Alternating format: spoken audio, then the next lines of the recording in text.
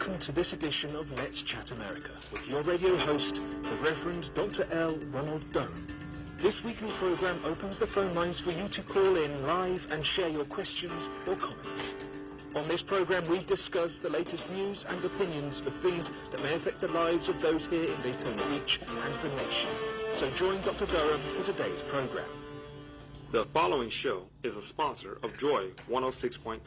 Joy 106.3 is parent company Ringer Broadcasting, Inc. Its owners and associates take no responsibility for the opinions or statement made by the talk show hosts, callers, or their guests. Statements or show topics are not necessarily the beliefs of this radio station. Good afternoon, beloved, and welcome to this edition of Let's Chat America. I'm your host, the Reverend Dr. L. Ronald Durham. We're broadcasting live on this Thursday at 12 noon from the studios of Joy 106.3 FM. This is Daytona's favorite gospel station. Today, I'm delighted to have you on the program with me, wherever you are, your home, your car, your automobile. Those of you who are tuning in on our Facebook Live feed, we're delighted to see you coming in to the broadcast today. If it's Thursday, that means the number one talk show in Daytona Beach is live on the air. What a beautiful afternoon we have. The sun is shining here in Daytona Beach. Lynette, blessings upon you, beloved. We see you on the Facebook Live feed. So happy to have you, my dear, on the air with us today. And all of you, wherever you are, you know this is your radio broadcast, which means you can give me a call. Join my conversation today. We've got a great lineup of things we're going to talk about with you today. Of course, you know the number one story is the trial of Derek Chauvin. We're going to talk about that. There's a new bill that the House of Representatives is moving through quite quickly, it appears, about slavery, and we want to talk about that for sure. And then some things that number 45, the worst president in history, the history of this country, hid from the American people while he was in office. So a big lineup today of things we want to talk about.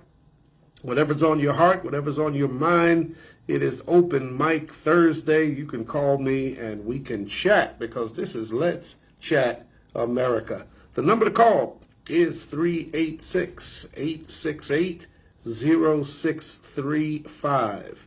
Pick up the phone, dial those 10 numbers, talk to me right now, 386-868-0635. But before we get into those subjects today, you know, the COVID-19 vaccine has become available here in Volusia County.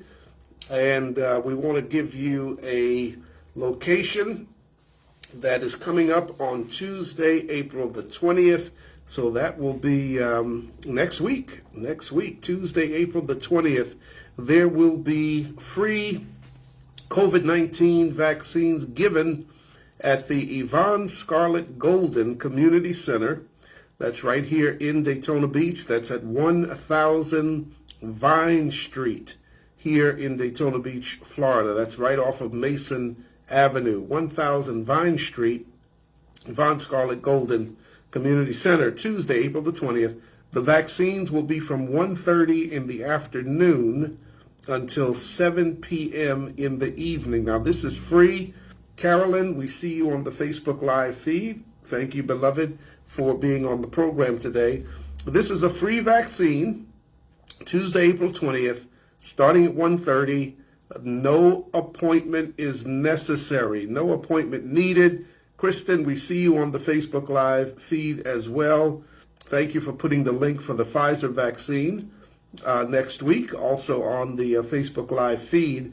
This is going to be for individuals 18 years of age and older. So now we're into the phase. Deborah, we see you on the Facebook Live feed. Thank you, Kristen, for the link.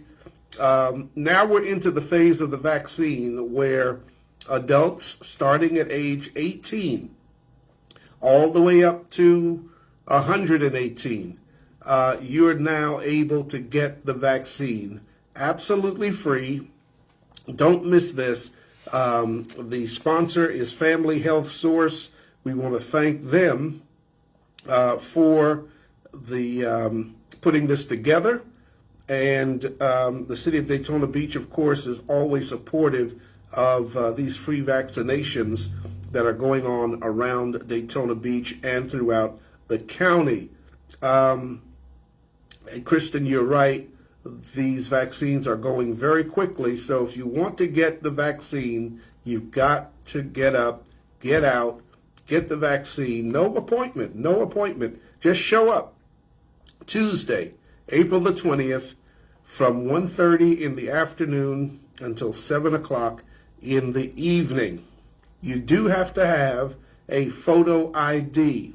So if you have a driver's license, of course, any government-issued ID, even an ID that you're on Social Security, anything, photo ID, government-issued ID, please have that with you. That's all they need. No medical history, none of that.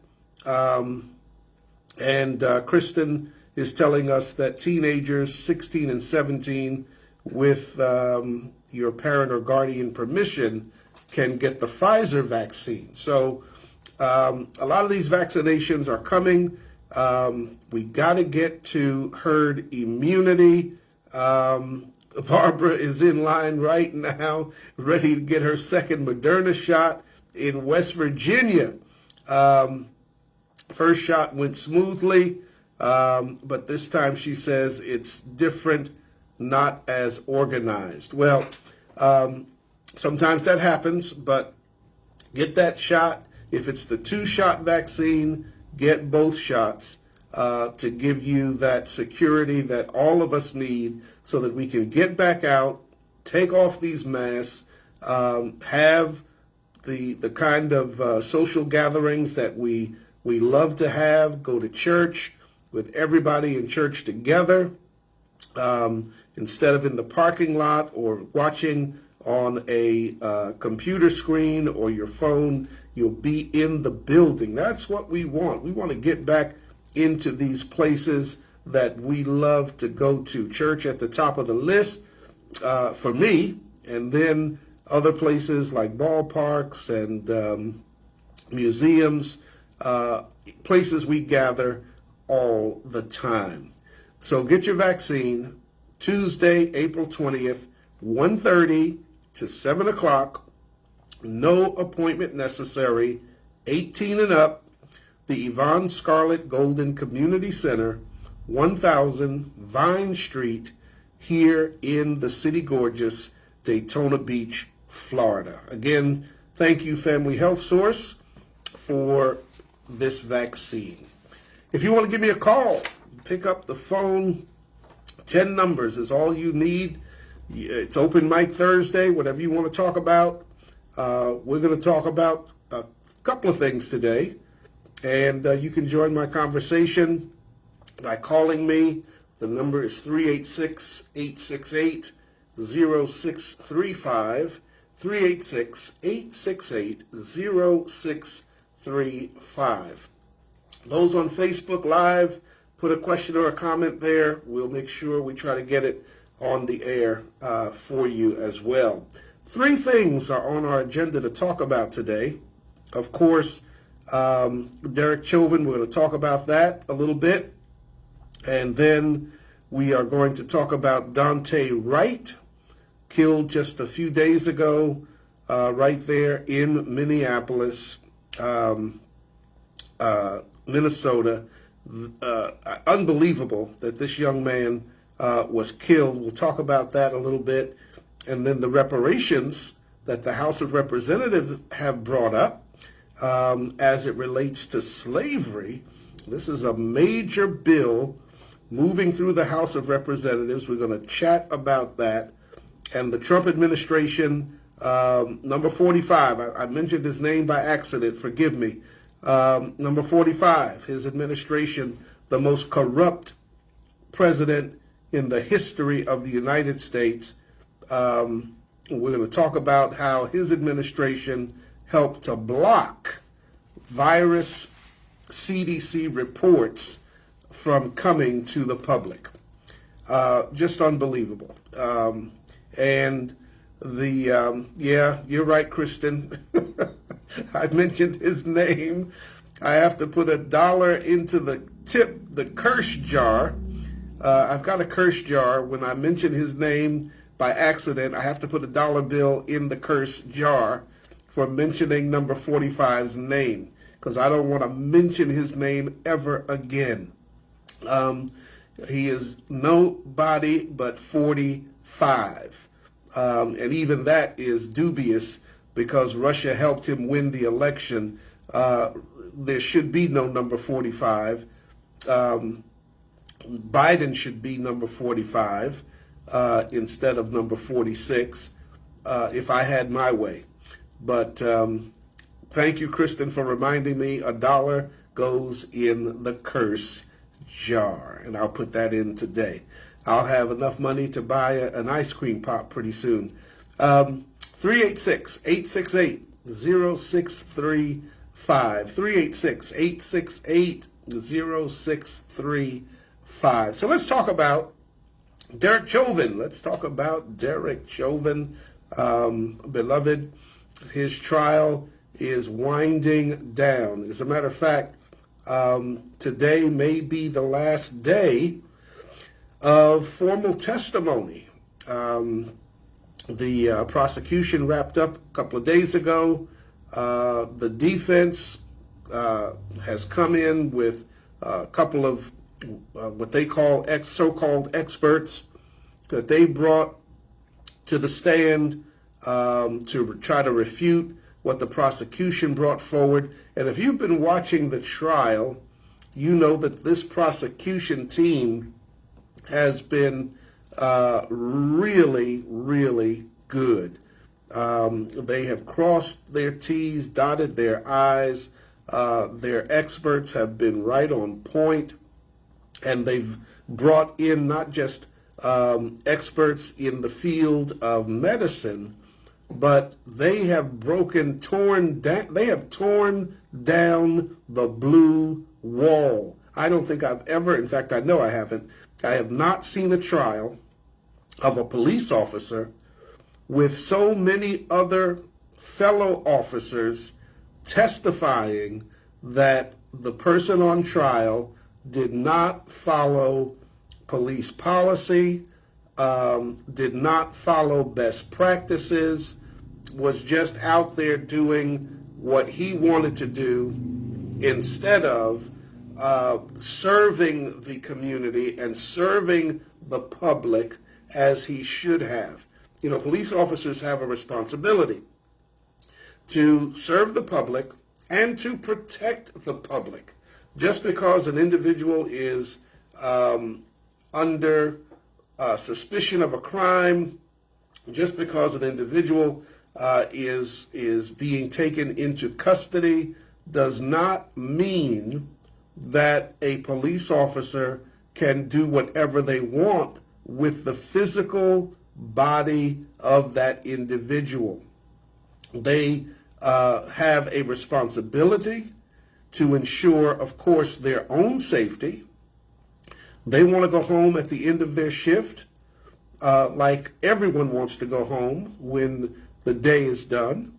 But the individuals that they are arresting or attempting to arrest, or that they stop for whatever cause, legitimate cause, those individuals also have a right to go home that night. Police officers are not also judge and jury or executioner. They have a role to play in society, and that role does not include taking the life of individuals just because they can. They have a great, given to them great powers to include taking a life, but it must be justifiable. It must be justifiable. So today the trial is wrapping up. The prosecution is going to come back with one of their greatest witnesses that they put on the stand, a doctor who hopefully will get to the bottom of some of what the defense tried to bring out. And surprisingly, the defense had a so-called expert who was claiming, and this came out of the blue, out of nowhere, their expert was claiming that perhaps George Floyd died because of the contributing factor of carbon monoxide from the fumes coming from the tailpipe of the vehicle where George Floyd was pinned down.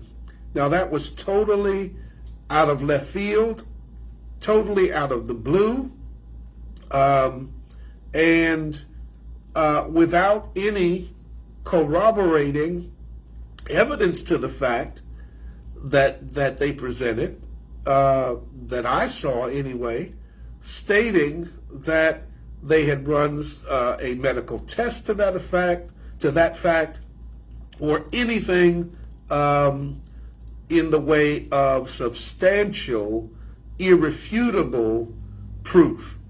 So today, and then the judge threatened to, if the prosecution came back and even brought that up, that the judge said he would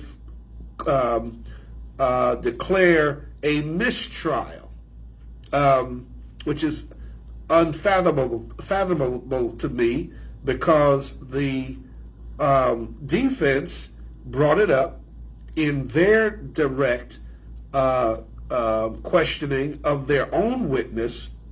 So why was the judge threatening a mistrial if the prosecution came back and wanted to refute that? That to me was making no sense, but I believe the judge may have recanted. I believe that the individual that is testifying today for the prosecution will be allowed, or has already been allowed, to, because I'm not watching it here in the studio, the prosecution witness may have already come back with, debunking what the defense expert, so-called expert, brought. So we'll see. Should be wrapping up. The trial may get tomorrow off. May not be anything until Monday. The judge may give the jury Friday off. We'll see how that works. And closing arguments may begin on Monday, which will get it into the hands of the jury sometime early next week. And then all we can do is wait and see what happens, because this trial is not just about Derek Chauvin. This trial is about American justice and the treatment or mistreatment of African Americans at the hands of certain police officers who feel as though they have the right to do what they want, including and up to taking the life of black men and black women. So we'll see. Next week should tell the story. You know, I'm going to stay on it. I'm going to stay on it until the trial is over, and let's hope that it is a good resolution from this jury. I'm really praying that it is, because it's a tinderbox right now there in that community, and I'm fearful of what may happen if this individual walks in this case. I mean, it would just be, I think the town will erupt, and there will be more bloodshed in that community. And I'm praying that will not happen. Give me a call. You can join the conversation today. This is Let's Chat America. I'm your host, Dr. L. Ronald Durham. And if you want to call me, the number to call is 386-868-0635. 386-868-0635. There is a former Minnesota police officer being charged in the death of Duane Wright. I don't know if you've heard. I'm sure you have. It's on every newscast everywhere. And today's information is coming to you from the Huffington Post Black Voices.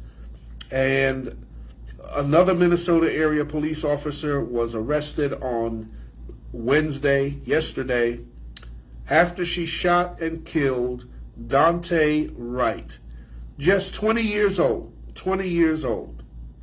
No weapon on his possession. Last weekend during a traffic stop, he was killed, and it was just inexplicable how this could have happened. The Washington County Attorney, Pete Orput, said he plans to charge former Brooklyn Center Officer Kim Potter with second-degree manslaughter.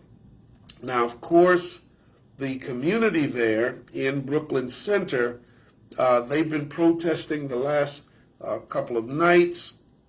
They're looking for even more serious charges than second-degree manslaughter. But at this point in time, the charge is second-degree manslaughter. Pete Orput said he expected to release more information about the case. It was sent to the office to avoid a conflict of interest, to his office, to avoid a conflict of interest with Hennepin County Attorney's Office, which works closely with Brooklyn Center and police on criminal cases, as reported by KSTP TV on Tuesday. Former Officer Potter was booked into the Hennepin County Jail.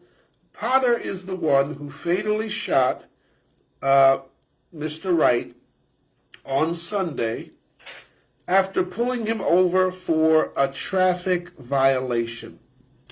And beloved, we have seen so many of these. It is becoming, it's just becoming unbelievable that for a traffic violation, do you know that a traffic violation means you should be issued a ticket? You should get a ticket. If the traffic violation is valid, you should be issued a ticket. You should not lose your life because of a traffic violation. The traffic violation, it wound up in a struggle after he was stopped, after the police went to the vehicle. During the struggle that was captured on body cameras, body video, this person, Kim Potter, drew her service weapon. And I think we have a caller on the line. Let's try to get the caller in. Caller, welcome to Let's Chat America. You have Dr. Durham. What's your question or your comment? Hello, Doc. This is Joan Counts, president of your fan club and your #1 fan. Hey, how are you, Mrs. I'm good. How are you, Mrs. Counts? Fine, thank you. I just wanted to say we've been having, a group of us have been having discussions about all of this killing of black men by the policemen. And we've come up to the conclusion that a lot of, because there are a lot of good policemen, let me preface by saying that. Yes, I agree. Anyway, that they have changed their hoods for the Klan to a badge and blue in order to still kill black men under this precedent that started 45. When 45 stepped in. You know, a lot of insurgents of all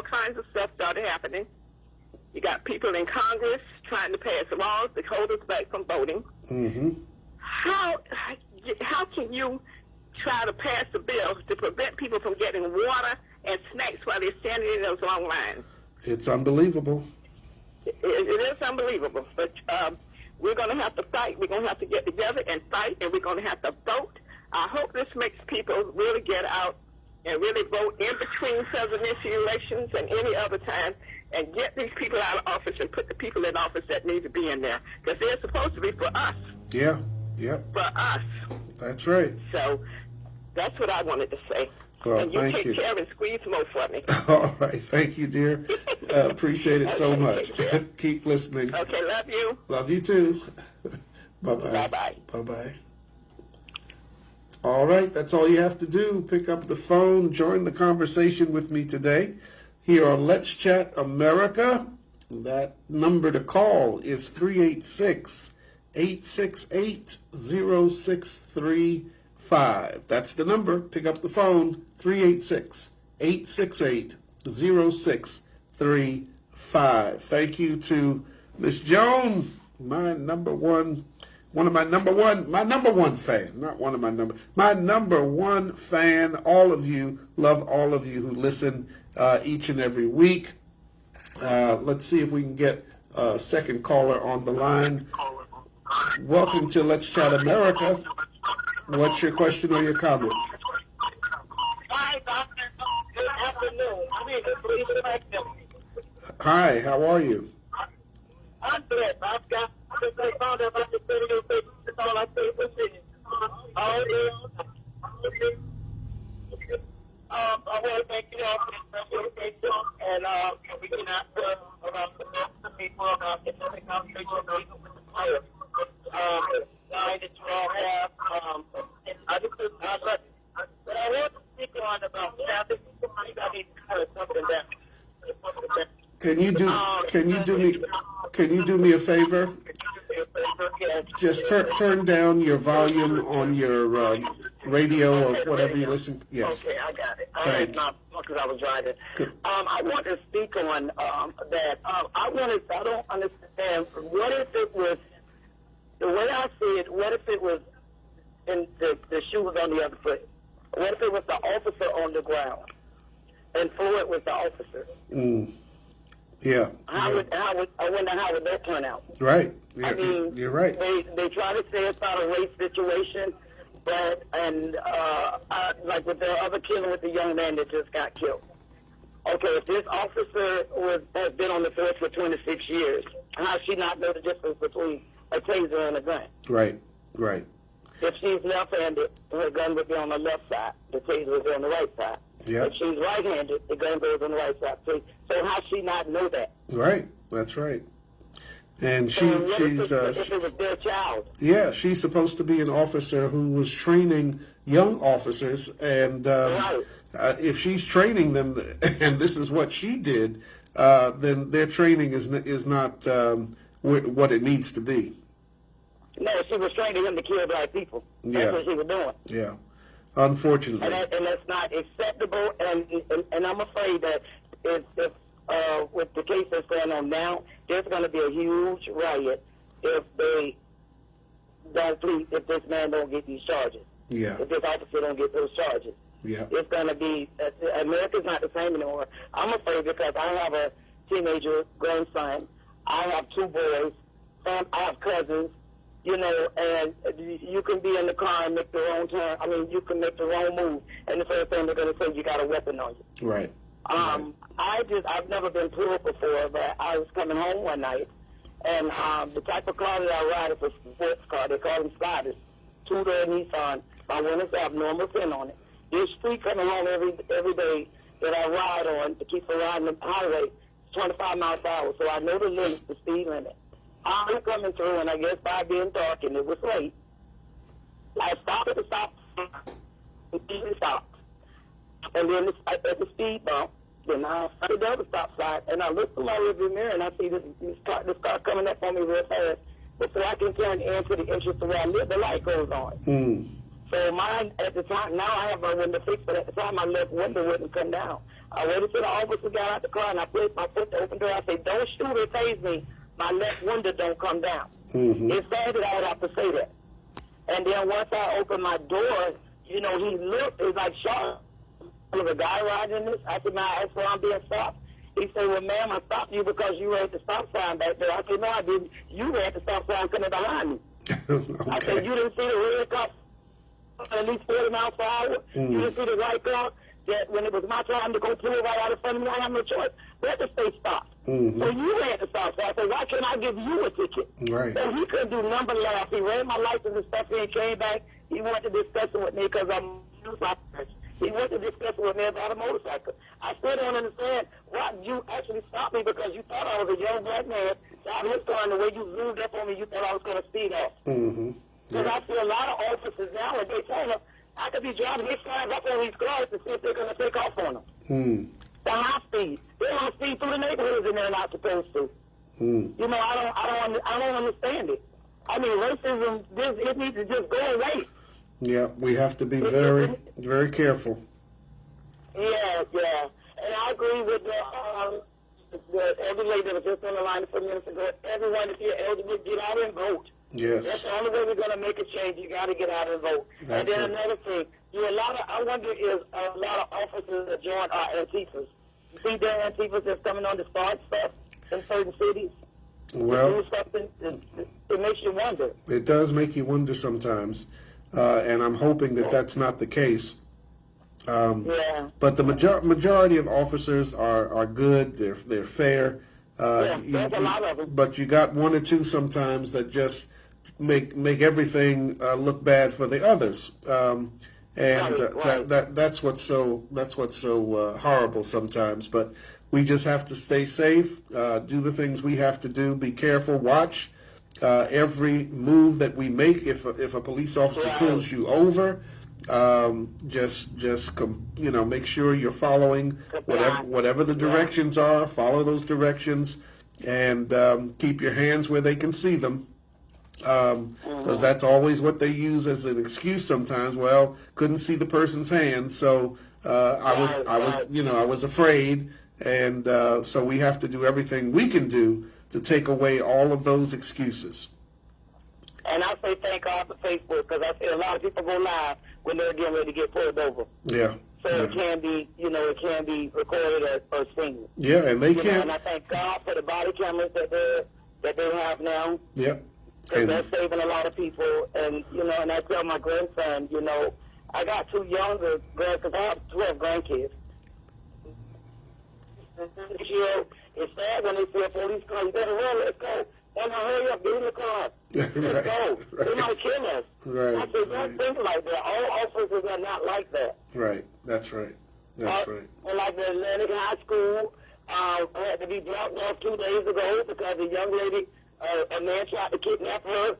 These young kids can't even walk the streets anymore in middle school because you got them out there trying to take snatch kids up. It's just, the world that we're living out, Revelation. Yeah. Actually, we're living it out. Everybody needs to go ahead and just buckle down and go ahead and get saved. That's all we can do. Love one another. Honor thy neighbor. Love one another. Yes. Anybody that got hate for each other, give it to God. You can give it to God, let it go, speak, keep it moving. You don't have to be in their face or deal with them. Yeah. But you can't carry that with you to your grave. You can't carry. Right. I just wish the world could just be a better place. But we're living our Revelation. Yeah. My grandson ended up doing 21 days, and he called me and said, "No, pray for me. Can you give me verses out the Bible?" And I was giving him some verses, and I said, what I definitely want you to get in is in the book of Revelation. So the day before he got ready to come home, when he called me, he said, I said, hey. I said, did you read Revelation? He said, yeah, I got halfway through. I got scared. I got out of it. I said, don't be scared. Don't be scared, because this is how we're living now. Right. This is what's going on. Well, so, they got a lot of people have to teach their grandkids. So I grew up in church, Pentecostal. Pentecostal Church of God, Bishop King. My mother, any door that was open, my mother had to go to work. We went to church. 7-day Adventist, it didn't matter. We had to go to church, whether we liked it or not. So I try to keep my grandbabies in that, the situation, because there's just so much going on. I just pray for our country, pray for our city. Can we just all get along? That's all I ask. Well, thank you so much. Thank you so much for calling, dear. We appreciate you. Keep listening to the program. I will, and God bless you, and thank you so much. God bless you. Take care. Okay, you too. Bye-bye. Bye-bye. All right, that's all you have to do. Pick up the phone, dial those 10 numbers, and you can be on the air with us today. I think we have another caller. Try to get him in. Caller, welcome to Let's Chat America. What's your question or your comment? Thank you, Mr.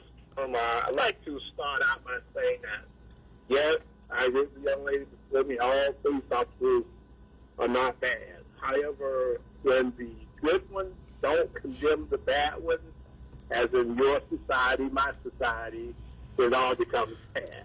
Because good doesn't stand against bad, bad will overtake it. Am I right about that one? Okay. And secondly, I like to say that we as citizens have to start understanding that these officers who are doing these things are governed by a body. Not the department, but the FDLE.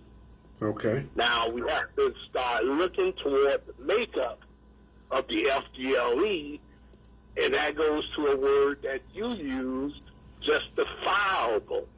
Right. Because the FDLE justifies these things by virtue of laws that they put into place, and that the organizations for the police department use political pressure with candidates to get passed. Okay. So we, in the only way that we can counteract a lot of this now is, of course, uprising, which I don't prescribe to. However, but voting and also investigating, and we as citizens doing oversight on the FDLE and the rules and the laws that they are putting forth to allow police to get away with this and say it was a justifiable shoot. All right. All right. And I don't think we as citizens, I'm black, politicians, ministers, or whomever understand that aspect of this attack, and that aspect that we have to attack the FDLE and how they oversee before we can bring some equity into this. Yeah, yeah. Well, you know, you're right on point with all of your with all of those elements that you brought into the conversation today. There's a lot that we have to stay on top of, and you know, with our police departments in particular, as I was saying to the other caller, by and large, our police officers are good police officers. But every so often, you'll get someone in the department who's there, and what they're looking for is to be a cowboy, to be somebody who exercises their authority, overly exercises their authority, because they've got issues with themselves personally, and you know, sometimes they're taking it out on the public. So you know, those officers who are good officers, they, as you said, they do have to stand up. They do have to say something. And here in Daytona Beach, I think we're blessed. We've got a good chief. Our former chief was a great chief as well. And a lot of this starts at the top. You know, however the chief is giving commands from the top down, that's what those officers are following. So we are fortunate here, and I'm thankful for that. But I appreciate you calling, and keep listening. Keep listening to Let's Chat America. I will. I just want again challenge everyone to educate yourself as to the FDLE and how they govern these officers, and we can solve a lot of these problems right off the top. All right. All right. Thank you again. Appreciate it. You too. Appreciate you. Stay safe. Bye-bye. All right. That's all you have to do. Leah, we see your comment. Unfortunately, it seems like you're having some static on your end with the callers that are calling in. Let me just suggest to everyone who can, if you're listening on a phone, the best way to listen on a phone is to download the app. We have an app for the radio station. Just go to the Play Store and put in tunein.com. Well, you don't even have to go to the Play Store. Just go to tunein.com and download. Then you'll look for, in the search box at tunein.com, look for Joy 106.3 FM. Make sure it's Daytona Beach, because there's another Joy in Orlando. You don't want that one. Joy 106.3 FM Daytona Beach from tunein.com, and then download the app to your phone. And once you download the app to your phone, you will have a much clearer, or you should, I'll put it this way, you should have a much clearer listening experience on your phone. It shouldn't, hopefully that static should go away, because you'll be listening to the app that's right from this station, and it should be much clearer. Harlan, we see you on the Facebook Live feed. Aaron, we see you on the Facebook Live feed as well. Deacon Jeff Gillis, I don't know if you're still in, but we saw you earlier on Facebook Live. Give me a call. Pick up the phone. If you want to join the conversation with me today, the number to call is 386-868-0635. 386-868-0635. We were talking about the newest killing of a young black man, 20-year-old young black man, Duane Wright, in Minnesota, Brooklyn Center, Minnesota, by former police officer Kim Potter. Potter offered her resignation in a letter to the city officials on Tuesday. And I want to commend the young mayor of Brooklyn Center. I don't know if you've been watching the news about this case. Very young mayor there in Brooklyn Center, African-American young man. He looks like he could be my grandson or my son, either one. But he's under a lot of pressure. He's staying calm. He's staying rational. He took over the police department from the chief of police. The police department is now under his command. Barbara, we see that you got your second shot. Amen. Thank you for getting that COVID-19 vaccine. But the young mayor of Brooklyn Center has been remarkable in the press conferences. He's remained cool. He's done all the right things, and we want to keep him in our prayers moving forward. Former Officer Potter said, quote, "In the best interest of the community, the department, and my fellow officers, I resign immediately."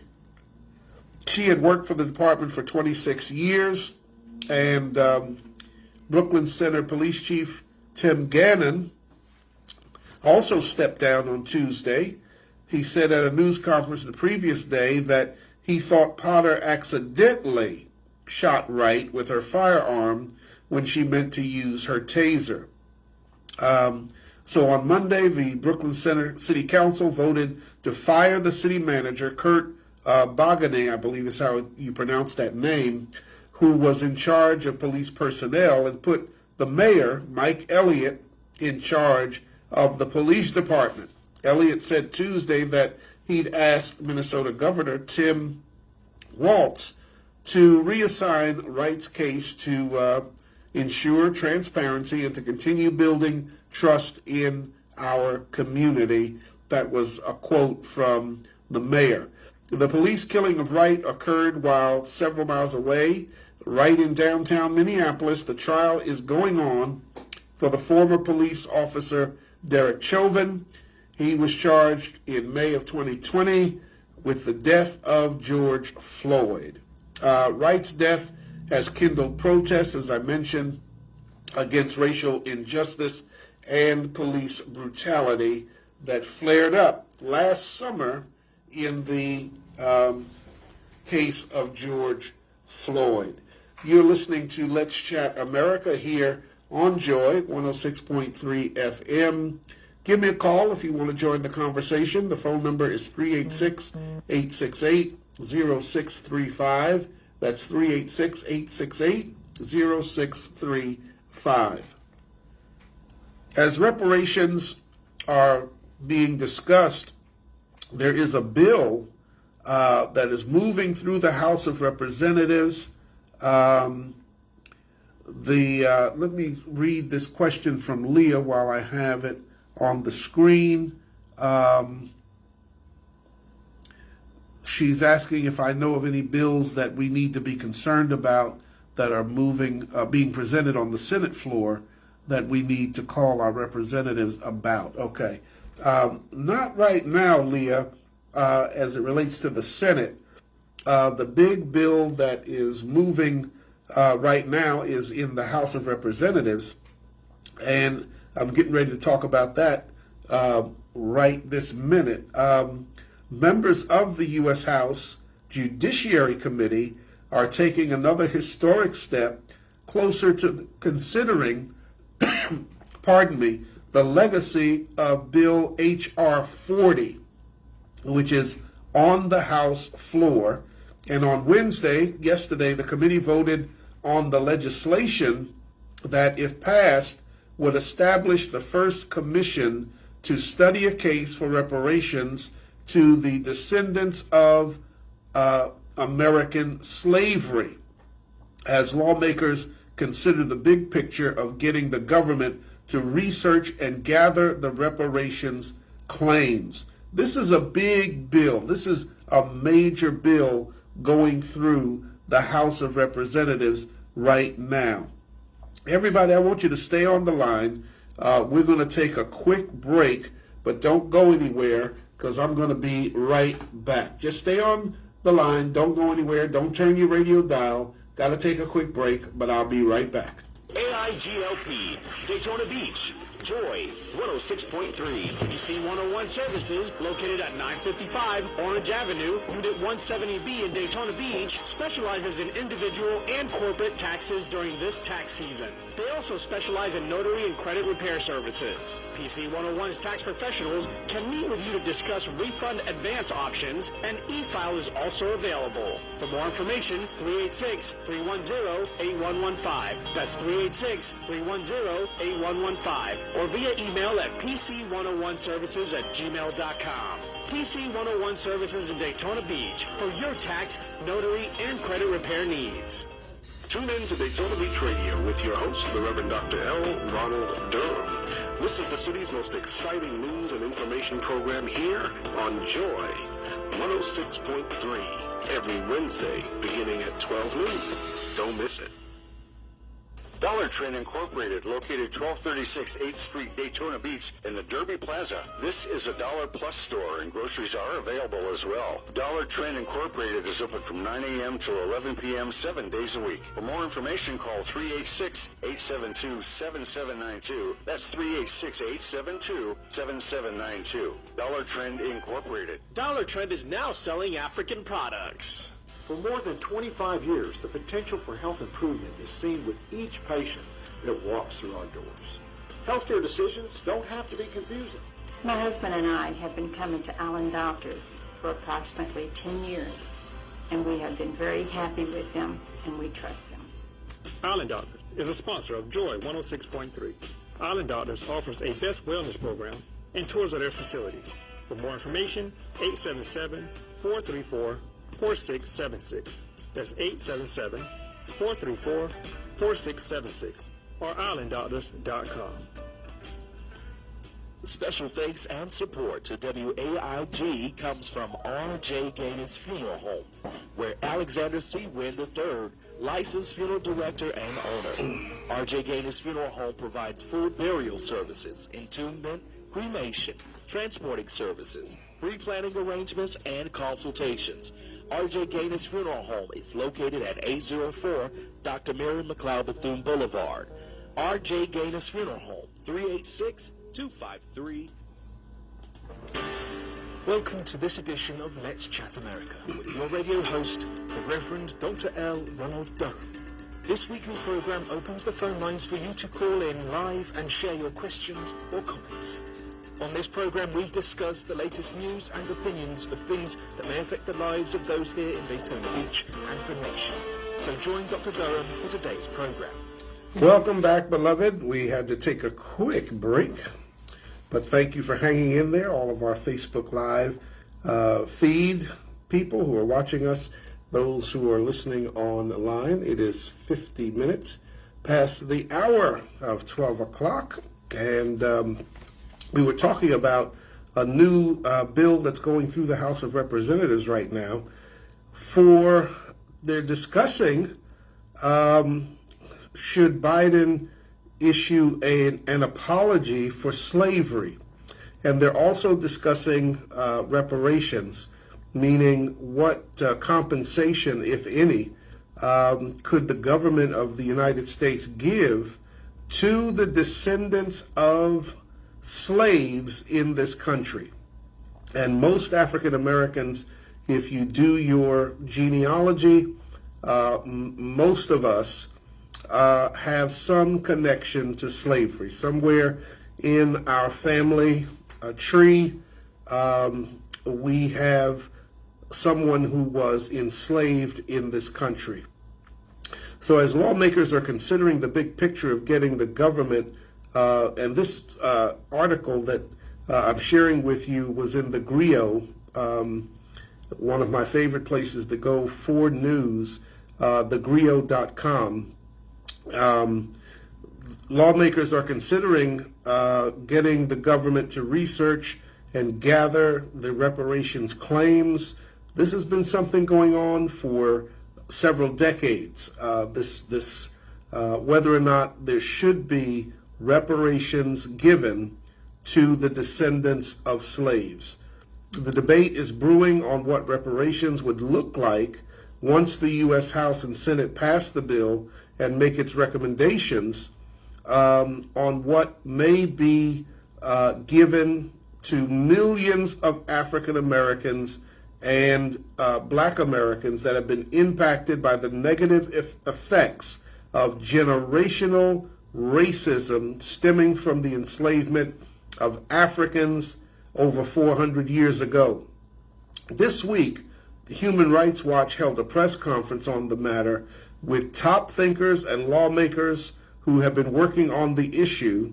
And one question that has followed the matter of reparations for the last 24 years has been whether or not there should also be a presidential apology for slavery.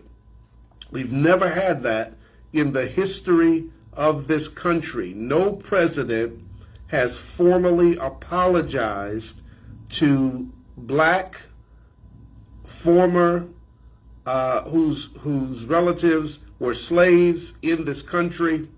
No president has apologized for slavery. During the second term of Bill Clinton's administration, the question of an official apology for slavery had at points dominated his presidency. But in the end, Bill Clinton did not issue an apology for slavery. During the presidency of George W. Bush, Bush did not want to apologize for the U.S. government-sanctioned enslavement of Africans, as he rationalized that Africans also participated in the slave trade. So that was Bush's excuse, that there were Africans in Africa who participated in the slave trade by capturing neighboring tribesmen and actually selling them to the colonialists like the British, the Spaniards, and others. When it comes to former President Barack Obama, the prevailing thought was that a Black man, and I agree with this, a Black man should not apologize for slavery, which took place at the hands of a totally white government 401 years ago. Then came number 45, who struggled with reconciling the truth of the Civil War. I don't think he had a clue about what the Civil War was really all about and why it was fought. He also seemed to support the Confederacy in the first place, which lost the battle to keep slavery in place. So you shouldn't have even been thinking that number 45 was going to give any kind of apology. The man can't apologize for stuff he's done with women that he knows he did, and women have come forward and said he did. He can't apologize for that. So you know he can't apologize for slavery. Now we're faced with a new administration that has signaled a break in the trend to dodge reparations. President Joe Biden is in support of H.R. 40, which is calling for a commission to be put together to study what reparations would look like. Vice President Kamala Harris is also in support of H.R. 40 in the Senate, of S-40 rather, in the Senate, which is the companion bill to H.R. 40. So Leah, if you're still on the line, not only is this bill in the House of Representatives, H.R. 40, but in the Senate, there is a companion bill, S-40. S-40 in the Senate is the companion bill to H.R. 40 in the House. So if you want to call Senator, the two senators here in this state of Florida, you could do that. I don't know if Marco Rubio is somebody who would listen to a call from his constituents about this. I can almost guarantee you Rick Scott could care less about this, but that shouldn't stop us from calling either. Because if they don't know that there are people out there who are concerned about this, who do want to see something happen about this, then they're not going to do anything. But if they know people are watching, they know people are paying attention, if they have any sense of understanding that they represent all the people of the state, then it is something we need to do.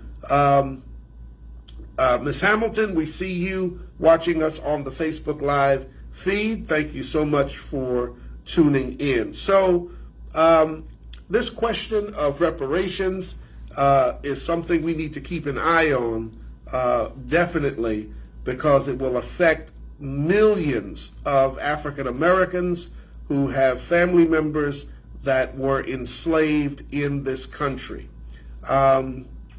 So we need to be watching this bill, H.R. 40 in the House and S-40 in the Senate.